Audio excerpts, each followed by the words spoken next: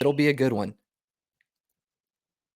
An out-of-conference matchup that we're excited for when we're looking, again at the ACC, scheduling yet another out-of-conference game, trying to build some, something to talk about week one.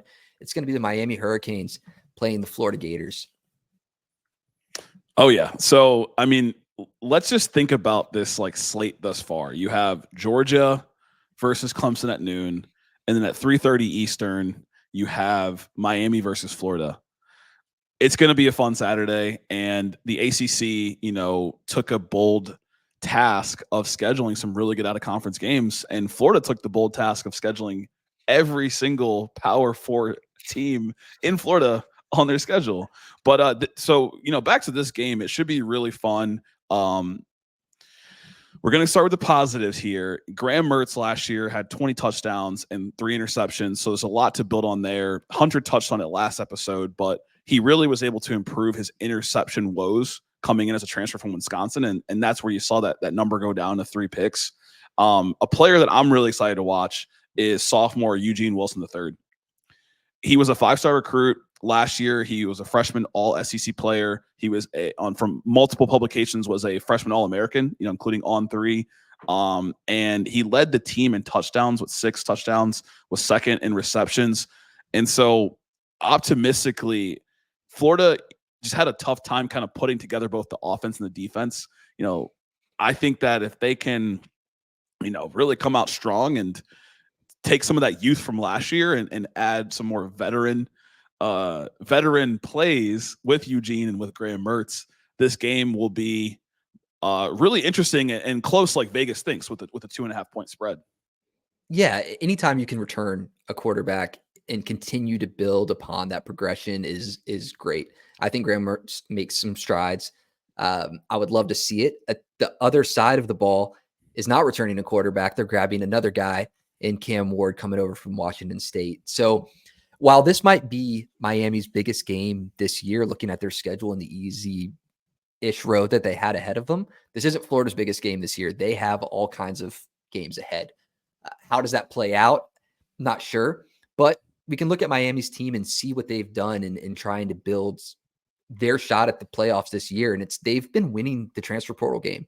They got Cam Ward, who very well could be in the NFL right now, almost 3,000 yards last year at Washington State. And then they picked up Damian Martinez, over 1,000-yard rusher at Oregon State. He is going to be somebody to watch on the Hurricanes this year.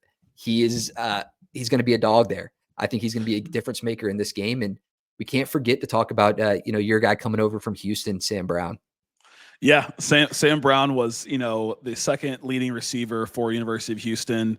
Is making the jump over to the ACC with Miami, and it's almost like Miami just kind of put together this all Big 12, all Pac-12 or Pac-2 team with Washington State's Cam Ward, as you mentioned, and with Damian Martinez. Damian is going into this season top 5 running back in the country. So that could be tough for Florida's defense, which ranked about 71st last year. Nonetheless, I think that, Florida also made some really good pickups in the portal, picking up Grayson Pupp from South Carolina, as well as returning, sophomore safety Jordan Castle, who led the team with 60 tackles. And so when I look at Florida, I really do believe it was just a matter of putting the performances of each side of the ball together at the same time. Yeah. It's not like they're a team that just was struggling offensively all season. The defensive struggles were rough, but they made a change to the coordinator, so we should expect a new performance this year. Yeah. And so it'll be interesting, and I think there's a lot of bad blood there, right? They don't get to play Miami every year. They don't get to play Florida State every year, but they do want to. This game means something, and it's in the swamp, and so it'll be really fun. And I don't know if players like Cam Ward and Martinez have ever been in an environment like this before, and Graham Mertz can't say the same because he has, right? And same with Eugene Wilson, who's coming into a sophomore year at receiver, and so we'll see. Yeah, the big thing, and you mentioned it, changing in coordinators. I don't think we see a Florida defense like we saw last year. I think we see some upgrades. We see a change. I mean, Florida was second to last in the turnover battle last year. So they weren't getting turnovers. They lose their number one edge rusher for this year. So if they don't combine, if they lose tackles for loss and they lose the, interceptions and fumble battle, then they're not going to have good field position all game. I don't expect to see that from them this year. I think that they turn it around. You mentioned it. The environment is going to be tough.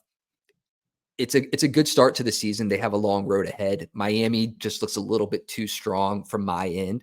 So I have a 17-24 Miami win. Yeah, and this might be one of the few times we agree from an SEC loss perspective, but I also have Miami taking it 24-17. Like I said last episode, it's not going to be about just wins and losses, but how Florida looks.